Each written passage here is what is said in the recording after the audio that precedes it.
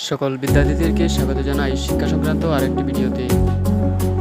তোমরা যারা 2023-24 শিক্ষাবর্ষে কলেজে নতুন ফার্স্ট সেমিস্টারে ভর্তি হয়েছো, আজকের এই ভিডিওটি তোমাদের জন্য। তোমরা নিশ্চয়ই জানো যে তোমাদেরকে দুইটি মেজর পেপার, তোমরা যে সাবজেক্টে মেজর নিয়েছিলে সেই সাবজেক্টে তোমাদের দুইটি মেজর পেপার পড়তে হবে এবং একটি মাইনর এবং একটি আইডিসি অর্থাৎ ইন্টারডিসিপ্লিনারি কোর্সেস পড়তে হবে। মার্কস ডিস্ট্রিবিউশনের কথা বলতে গেলে ত্রিপুরা ইউনিভার্সিটির অফিসিয়াল ওয়েবসাইটে এখনও কিছু দেওয়া হয়নি, তবে কলেজ থেকে বলা হয়েছে যে মেজর, মাইনর এবং ইন্টারডিসিপ্লিনারি সাবজেক্টে 2 মার্কের 6টি অ্যান্সার করতে হবে এবং 8টি দেওয়া থাকবে, এবং 12 মার্কসের অ্যান্সার করতে হবে 4টি এবং প্রত্যেকটির সাথে একটি করে অথবা দেওয়া থাকবে। পূর্বে একটি ভিডিওতে তোমাদের সামনে হিস্ট্রি মেজরের সিলেবাসটা তুলে ধরেছিলাম, তো তোমরা কয়েকজন আমাকে রিকোয়েস্ট করেছিলে যে আইডিসি কোর্সটা তুলে ধরার জন্য। তো আজকে তোমাদের সামনে হিস্ট্রি আইডিসি সিলেবাসটা তুলে ধরছি। পাশাপাশি তোমাদেরকে বলে রাখছি, তোমরা যারা কলেজ স্তরে নোটস নিতে ইচ্ছুক, history honours pass old syllabus এবং নিউ সিলেবাসের হিস্ট্রি মেজর, মাইনর এবং ইন্টারডিসিপ্লিনারি কোর্সের নোটস নিতে ইচ্ছুক, তোমরা স্ক্রিনে দেওয়া নম্বরে যোগাযোগ করতে পারো। এবারে দেখে নাও ইউনিট এ অর্থাৎ ফার্স্ট ইউনিট থেকে কি কি থাকবে। ইউনিট এ থেকে প্রথম টপিক হচ্ছে ইন্দাস ভ্যালি সিভিলাইজেশন অর্থাৎ সিন্ধু সভ্যতা, ফিচার্স অ্যান্ড ডিক্লাইন অর্থাৎ বৈশিষ্ট্য এবং পতন। এখান থেকে তোমাদের কোয়েশ্চেন এভাবে আসতে পারে, discuss the main features of the Indus valley civilisation অর্থাৎ হরপ্পা সভ্যতার বা সিন্ধু সভ্যতার বৈশিষ্ট্যগুলি সংক্ষেপে আলোচনা করো। এখান থেকে তোমাদেরকে নগর পরিকল্পনা অর্থাৎ আরবান প্ল্যানটা ভালো করে দেখতে হবে। তারপর আরেকটি কোয়েশ্চনও থাকতে পারে, discuss the causes of the decline of the Harappa civilisation or Indus valley civilisation অর্থাৎ সিন্ধু সভ্যতার পতনের কারণগুলি আলোচনা করো। তারপর 2 নম্বর টপিক হচ্ছে বৈদিক পিরিয়ড অর্থাৎ বৈদিক যুগ, আর্লি অ্যান্ড লেটার অর্থাৎ প্রাথমিক এবং পরবর্তী। ফিচার্স অর্থাৎ বৈশিষ্ট্য, এখান থেকে তোমাদের কোয়েশ্চন এভাবে আসতে পারে, discuss the main features of early বৈদিক পিরিয়ড অর্থাৎ ঋগ বৈদিক যুগ। প্রাথমিক দিকের বৈদিক যুগকে বলা হতো ঋগ বৈদিক যুগ। ঋগ বৈদিক যুগের বৈশিষ্ট্যগুলি সংক্ষেপে আলোচনা করো। তারপর আরেকটি কোয়েশ্চন আসতে পারে, discuss the main features of the letter বৈদিক পিরিয়ড অর্থাৎ পরবর্তী বৈদিক যুগের বৈশিষ্ট্যগুলি আলোচনা করো। তারপর 3 নম্বর টপিক হচ্ছে জৈনিজম অ্যান্ড বুদ্ধিজম অর্থাৎ জৈন ধর্ম এবং বৌদ্ধ ধর্ম, অরিজিন অ্যান্ড টেনেটস অর্থাৎ উৎপত্তি এবং নীতিগুলি। এখান থেকে তোমাদের কোয়েশ্চন এভাবে আসতে পারে, discuss the origin of the Jainism অর্থাৎ জৈনিজমের উৎপত্তি কীভাবে হয়েছিল এবং মেনশন ইটস টেন্টস অর্থাৎ জৈন ধর্মের উপদেশাবলী সংক্ষেপে আলোচনা। তারপর এখান থেকে কোয়েশ্চন থাকতে পারে, discuss the origin of Buddhism অর্থাৎ বৌদ্ধ ধর্মের উৎপত্তি সংক্ষেপে আলোচনা করো। তারপর এটার মধ্যেই থাকতে পারে, discuss the main tenets of Buddhism অর্থাৎ বৌদ্ধ ধর্মের মূল নীতি বা উপদেশাবলী আলোচনা করো।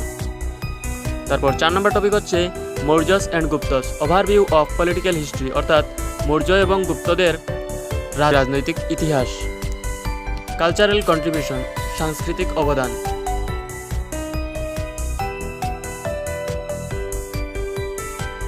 এবারে দেখে নাও ইউনিট বি থেকে কিভাবে কোয়েশ্চেন আসবে। 1 নম্বর টপিক হচ্ছে Delhi sultanate, formation, slave dynasty and Khalji. এই টপিক থেকে অনেকভাবে কোয়েশ্চেন আসতে পারে। এই টপিকের মধ্যে অনেক কোয়েশ্চেন আছে, যেমন how was the Delhi sultanate format.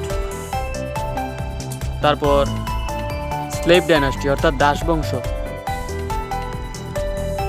এখানে কুতুবউদ্দিন আইবক থেকে গিয়াসউদ্দিন বলবন পর্যন্ত অনেক শাসক আছেন দাস বংশের। তো তোমাদেরকে সবকটি পড়তে হবে না, বেছে বেছে ইম্পর্টেন্ট কয়েকটি পড়লেই হবে। খলজি, তারপর খলজিস। এখানে অনেক টপিক আছে, তবে তোমাদেরকে সবকটি পড়তে হবে না, ইম্পর্টেন্ট কয়েকটি পড়লেই হবে।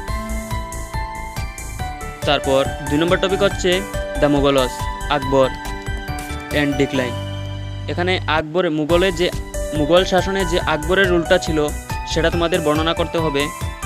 এখানে আকবরের বিভিন্ন পলিসি আছে, যেমন রিলিজিয়াস পলিসি, আকবরের অ্যাডমিনিস্ট্রেশন, তারপর ডেকান পলিসি, রাজপুত পলিসি, এগুলি তোমাদেরকে দেখতে হবে। এবং এভাবে আরেকটি কোয়েশ্চেনও আসতে পারে, discuss the decline of the Mughal empire. তারপর 3 নম্বর টপিক হচ্ছে সুফি অ্যান্ড ভক্তি মুভমেন্টস, অর্থাৎ সুফি আন্দোলন এবং ভক্তি আন্দোলন।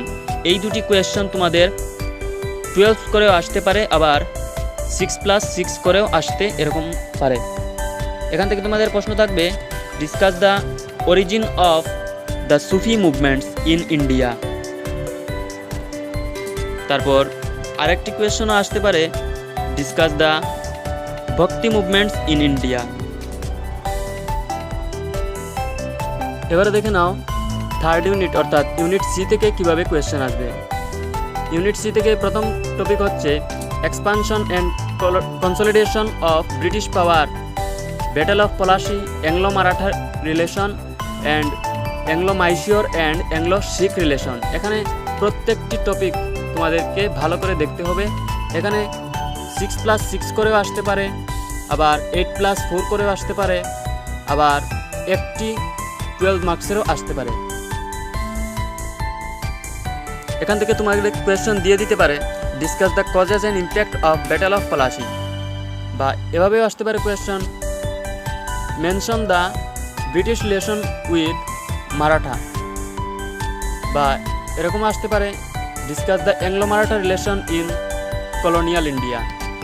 আবার এরকম আসতে পারে Anglo Sikh, discuss the Anglo Sikh relation in British পাওয়ার।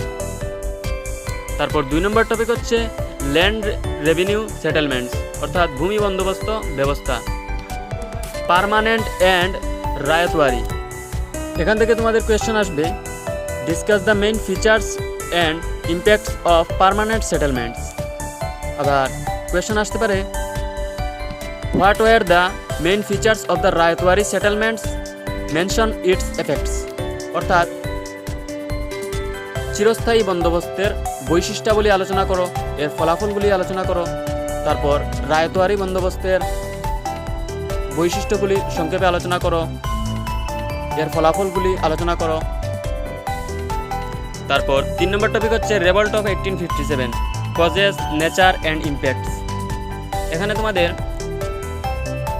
আসতে পারে, discuss the causes of the revolt of 1857, অর্থাৎ 1857 খ্রিস্টাব্দের মহাবিদ্রোহের কারণগুলি আলোচনা করো।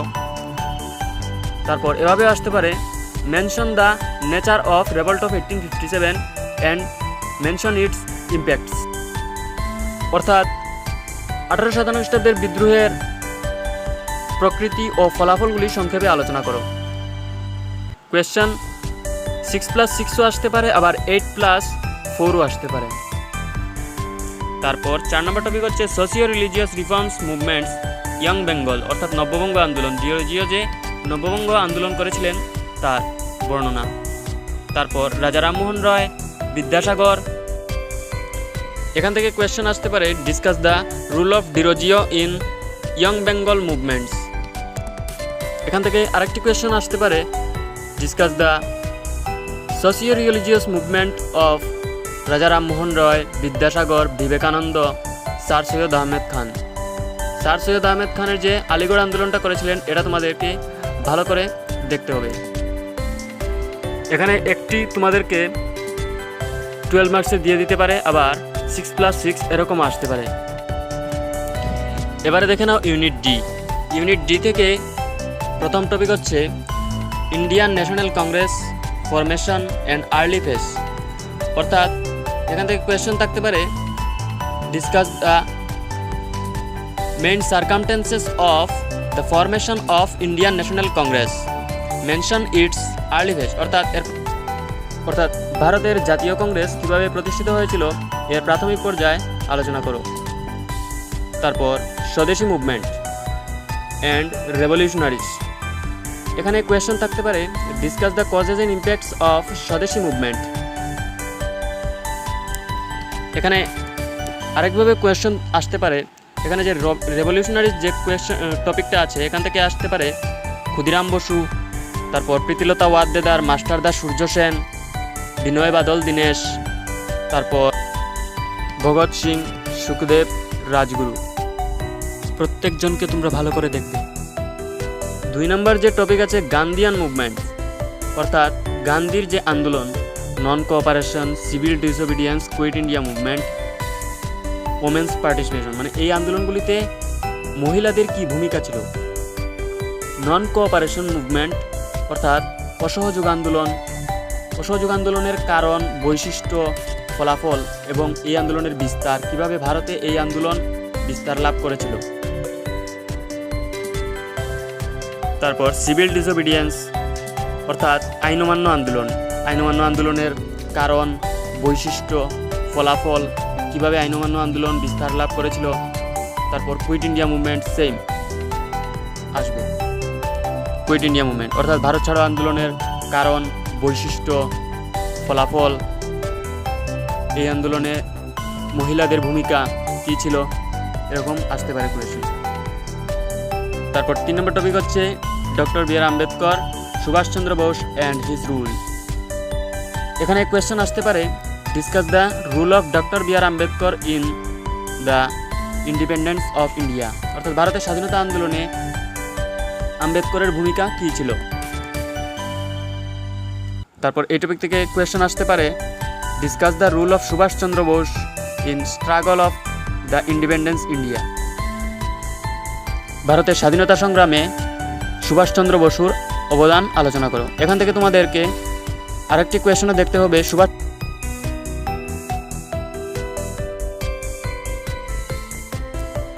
কোয়েশ্চনটি এভাবে আসতে পারে discuss the role of INA in Indian freedom struggle, অর্থাৎ ভারতের স্বাধীনতা সংগ্রামে আজাদিন ফৌজের ভূমিকা কী ছিল।